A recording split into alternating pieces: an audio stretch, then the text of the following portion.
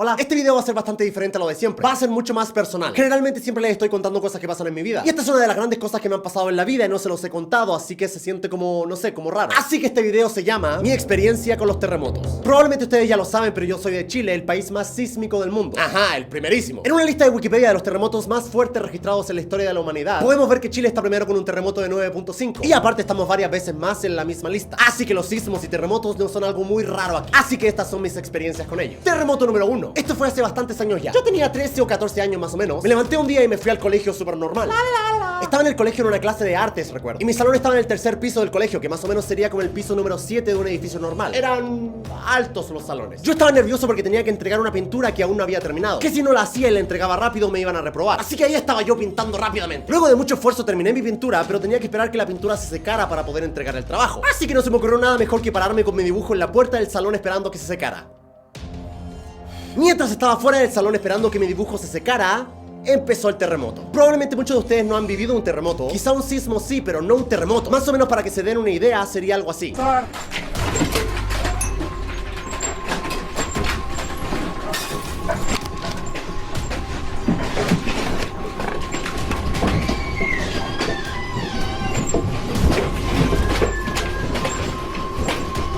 Así que básicamente yo estaba en la puerta de mi salón cuando el terremoto empezó. Estaba yo sin reaccionar, como medio en shock, y de repente me doy vuelta. Veo a todos los niños corriendo hacia mí, así como que ¡wow!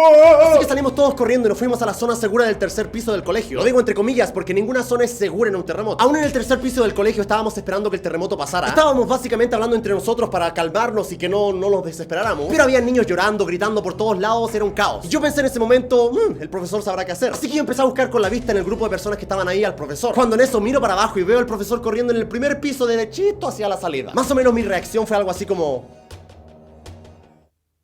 ¡hijo de puta! Como el terremoto aún no pasaba, los niños empezaron a correr hacia la salida. Pero yo y un pequeño grupo de amigos decidimos esperar a que el terremoto pasara. Podría ser muy peligroso bajar escaleras corriendo en un terremoto, te puedes caer y pegarte en la cabeza. Así que básicamente ahí nos quedamos un par de segundos. Pero al final el terremoto no parecía que iba a parar en ningún momento, así que teníamos que bajar sí o sí. Básicamente teníamos dos opciones: dar una vuelta gigante por todo el colegio para llegar al primer piso y a la salida, que ese básicamente sería el camino largo, o bajar por unas escaleras que daban directamente al primer piso y a la salida, que obviamente era el camino corto. Así que dijimos, hey, vamos por el camino corto. Así que estábamos a punto de llegar a la escalera para empezar a bajar, cuando vimos que básicamente la pared se cayó y tapó la entrada a la escalera y quedamos como...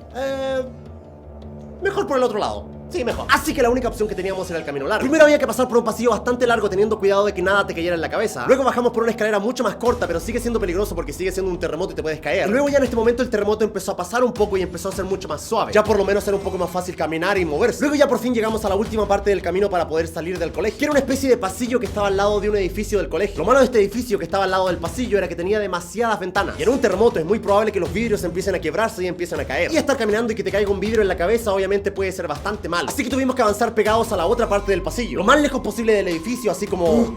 mientras al lado caían un montón de pedazos de vidrio pequeños, pero al final lo logramos. Luego llegamos a la salida y nuestros padres nos estaban esperando y al final estábamos a salvo. Luego ya llegué a mi casa, los vidrios estaban rotos, los muebles estaban en el piso, básicamente todo estaba roto. Pero lo bueno es que al final nada grave pasó, o sea, solo fueron pérdidas materiales, o sea, fueron cosas. Y ese fue mi primer terremoto, y ojo que es el más suave que he vivido. Así que ahora vamos con el siguiente. Terremoto número 2. Yo estaba en mi casa viendo televisión con mi familia, todo muy normal. Y luego de un rato nos fuimos a dormir como cualquier otro día. Y aproximadamente a las 4 de la mañana es cuando empieza el terremoto. Este terremoto era incluso más fuerte que el anterior. El terremoto empezó suave y luego fue aumentando. Lo malo es que yo no desperté cuando el terremoto estaba empezando, desperté cuando ya el terremoto estaba demasiado fuerte. Mi madre y mi hermano despertaron primero, así que estaban bajando del segundo piso al primer piso. Yo estaba en el primer piso, pero todavía estaba recién despertando, así que como que todavía estaba como que, no entendía nada. Estaba como que, ¿qué pasa? Generalmente en un terremoto lo más recomendable es no salir de la casa, porque en la calle te puede caer un poste, un cable de luz puede estar suelto y te puedes electrocutar, etc. O básicamente algo te puede caer en la cabeza. Pero esta vez el terremoto era tan grande que parecía que la casa se iba a caer, así que había que salir. Así que ahí estábamos los tres tratando de salir por la puerta de la cocina, por la parte trasera de la casa. Y les juro que el terremoto era tan fuerte que básicamente tuvimos que esquivar al refrigerador. Era tan fuerte el terremoto que básicamente movía el refrigerador de un lado para otro como si estuviese vivo o caminando. Sí que parece bastante difícil de creer, pero créanme, cuando un terremoto es así,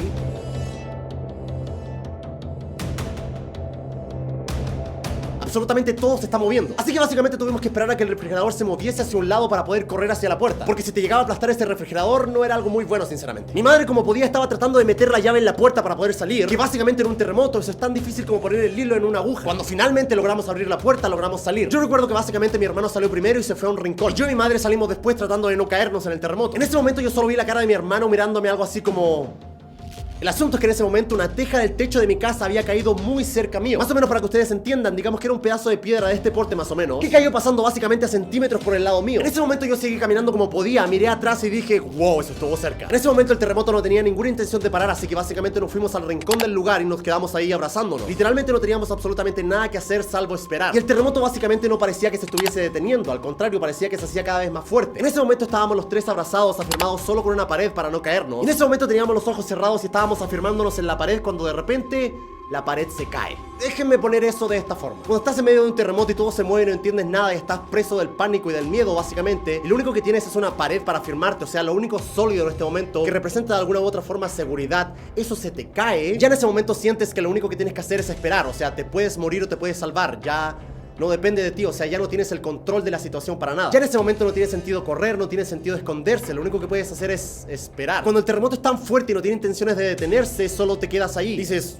ok, hasta aquí llegué, se acabó.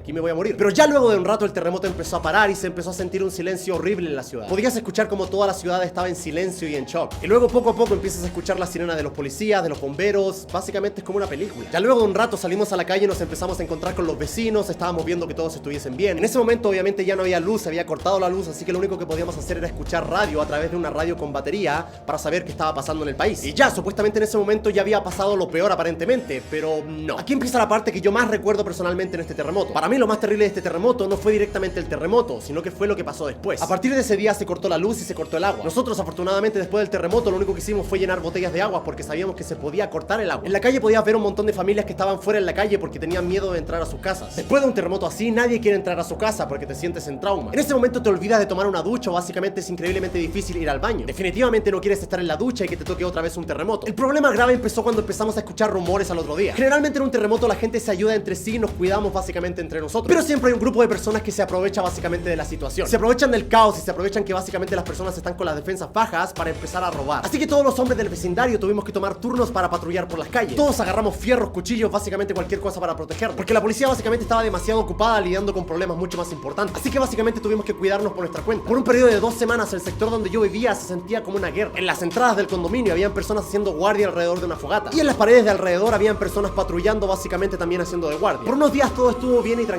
Aparte de seguir lidiando día y noche con los temblores, porque siempre luego de un terremoto muy grande le siguen varios temblores pequeños, básicamente unos 5 o 10 temblores diarios. No lo digo como algo muy importante porque luego del terremoto como que los temblores pequeños pasan a segundo plano. Una noche empezamos a escuchar ruidos en nuestro vecindario, así que todos fuimos corriendo hacia una pared para ver qué estaba pasando y podíamos ver como en el vecindario de al frente ya habían personas que estaban robando. Podíamos ver de lejos que también tenían personas con palos haciendo de guardia. Por suerte en nuestro vecindario no alcanzó a pasar nada muy grave. De vez en cuando llegó uno que otro tipo, pero como veían que nosotros éramos tantas personas que estábamos defendiendo, al final se iba. Al final lo más inquietante fue el constante miedo de primero que todos los temblores y de que alguien se metiera a tu casa. Y básicamente estar lidiando con temblores día y noche no te dejaba dormir tranquilo, así que dormíamos como 2 o 3 horas al día. No tener luz y no tener agua tampoco ayudó mucho. Ya por fin luego de 2 semanas regresó la luz y el agua y todo volvió a la normalidad. Ya por fin pudimos ver las noticias y enterarnos de lo que realmente había pasado. Para nuestra sorpresa, el terremoto que había pasado en nuestra ciudad ni siquiera fue noticia. En las noticias, luego de 2 semanas después, nos enteramos de que en otra ciudad, aparte de lidiar con el terremoto, tuvieron que lidiar con un tsunami. Todo lo horrible que nosotros habíamos vivido con el terremoto, con los ladrones, con el corte de luz, no era nada comparado con lo que otras personas estaban viviendo en ese momento. Una ciudad entera destruida por un tsunami. Gente perdió sus casas y perdieron sus vidas. Yo les estoy contando como yo personalmente viví el terremoto, pero fue horrible enterarse 2 semanas después por la televisión que lo que yo estaba viviendo básicamente no era nada comparado con lo que estaban viviendo otras personas. Y bueno, quería compartir esta no muy feliz historia. Les he contado tantas cosas de mi vida que sinceramente no haberles contado esto se sentía como un poco raro. Sería genial decir que este tipo de cosas no van a volver a pasar, pero eso sería mentir. Es muy probable que vuelva a pasar y no solo una vez, sino que varias veces, pero seguimos en pie. Bueno chicos, este fue un video un tanto diferente, lo sé, pero no sé, sentía que tenía que contarles esa pequeña parte de mi vida que no les había contado. Les mando un abrazo psicológico gigante y nos vemos el viernes